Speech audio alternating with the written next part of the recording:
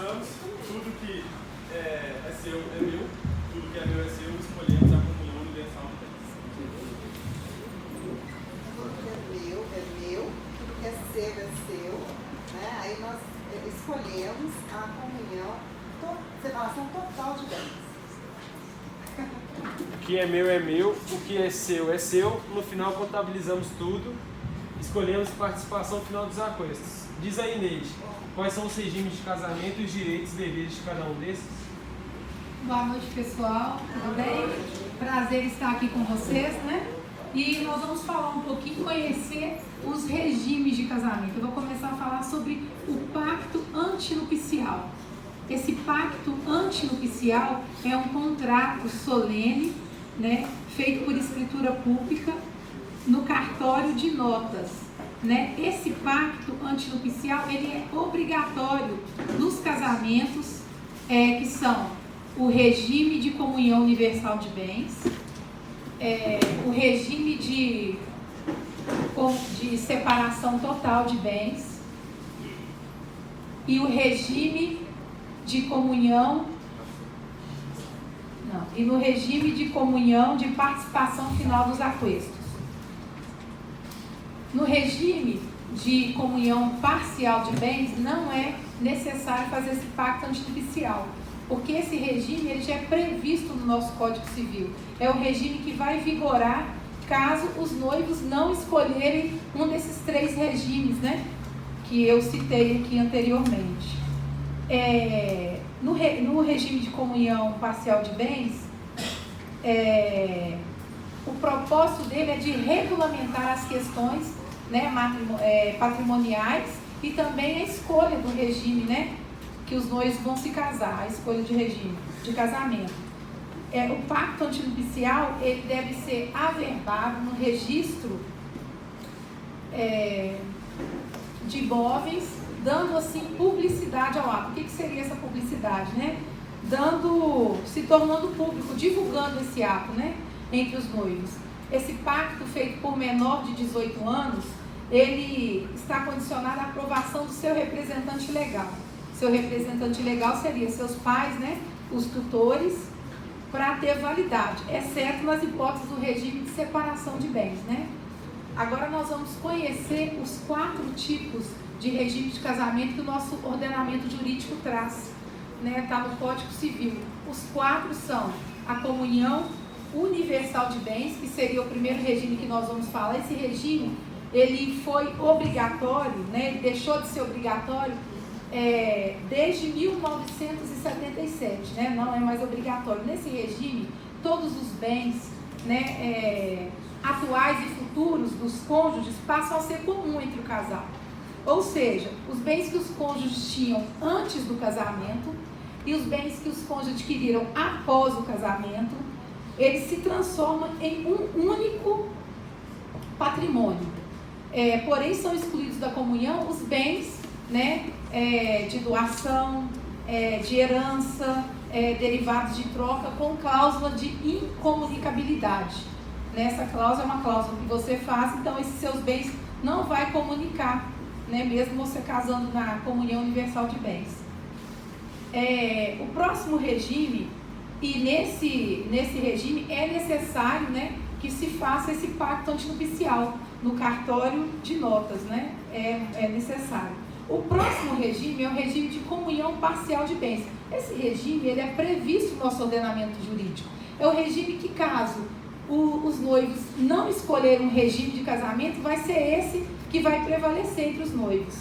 Esse regime, todos os bens adquiridos após o casamento se tornam bens comuns ao casal, né, incidido na meação, pois há a presunção absoluta, né, de que da contribuição seja tanto financeira ou moral de um dos cônjuges, né?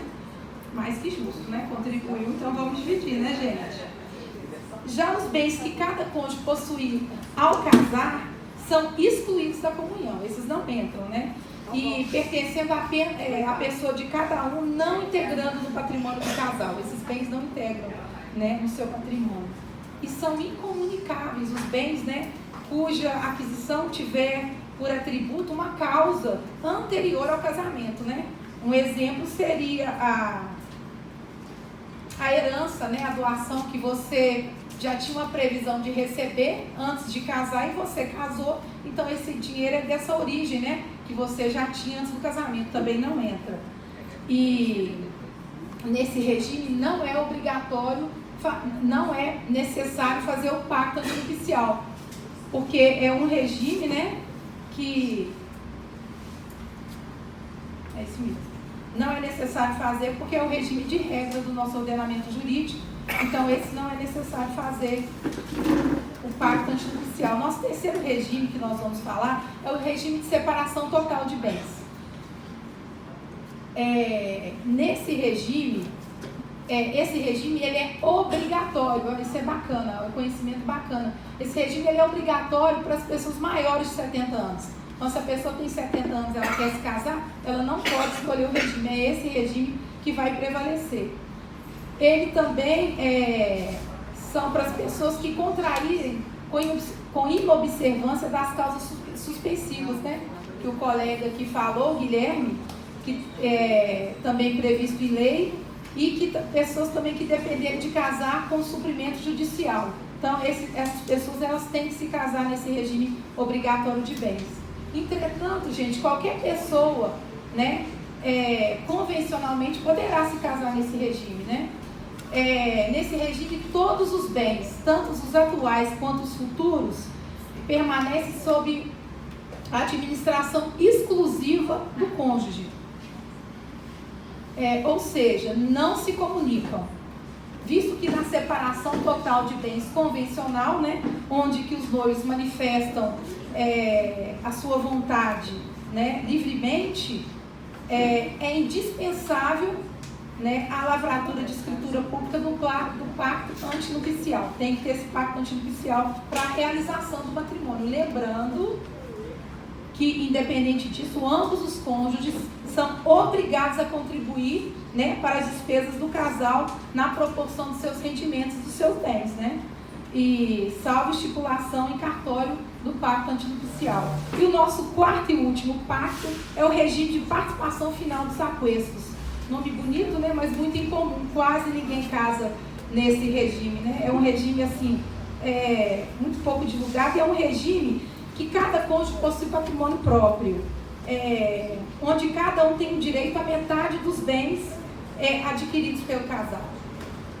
Integram o patrimônio próprio os bens que cada cônjuge possui ao casar, né? E por eles adquiridos a título, né, na constância do casamento. Então, sobrevindo a dissolução, a separação, né, e a pessoa estando casada nesse regime, vai ser apurado, né, o montante dos bens materiais, né, de ambos, né, do casal, excluindo-se da soma do patrimônio próprio os bens anteriores ao casamento e as dívidas relativas a esses bens, né? As dívidas de um dos cônjuges, quando superiores, né, à sua meação, não obrigam ao outro, aos seus herdeiros, né? Então, gente, existem 4 tipos, né, resumindo um resumão aqui, de casamento, que são comunhão universal de bens, né, onde que é tudo antes e depois do casamento é dos dois. A parcial, que os bens adquiridos após o casamento, que serão partilhados. A separação total, é seu e é meu, nada se comunica. E a participação final dos aquestos, que é onde que esse patrimônio, né, cada um tem esse patrimônio separado, e quando há dissolução, a separação, é feita uma contabilidade, né, e dividido esses bens, tá bom? E assim...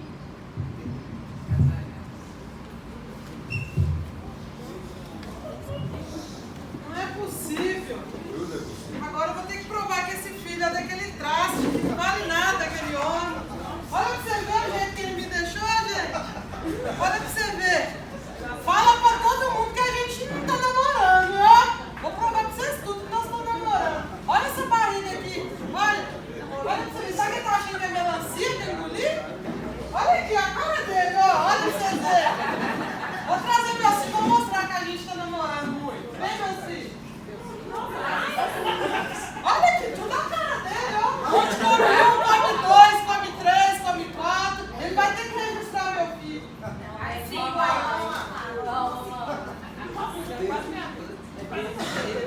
Boa noite a todos. Antes de falarmos sobre a paternidade, nós precisamos saber sobre a filiação. Mas o que é a filiação? A filiação é a relação entre pais e filhos, cujo vínculo ele pode ser de origem genética, de origem afetiva ou de registro. O direito a este vínculo de filiação ele é indisponível, ou seja, ninguém pode abrir mão desse direito, desse vínculo de filiação. E é importante a gente frisar que não existe mais diferenciação entre filiação legítima e ilegítima. Todos são apenas filhos, tanto aqueles que nasceram durante a relação do casamento, como aqueles que nasceram fora dessa relação.